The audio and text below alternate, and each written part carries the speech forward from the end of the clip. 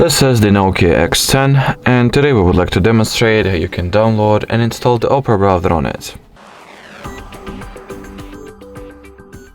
So the first step that you need to take is to make sure that your device is connected to the network. We highly recommend that you use the Wi-Fi connection for this one. Next, you gotta simply launch the Google Play Store.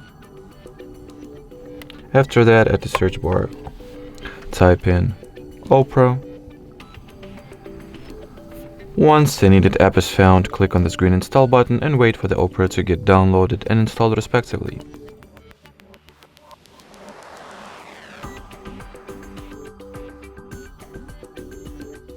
Now we can go ahead and launch the Opera. While opening the app for the first time, it is required that we undergo a very simple setup procedure. So in here, click on this blue continue button, then decide whether you would like to set Opera as your default browser app.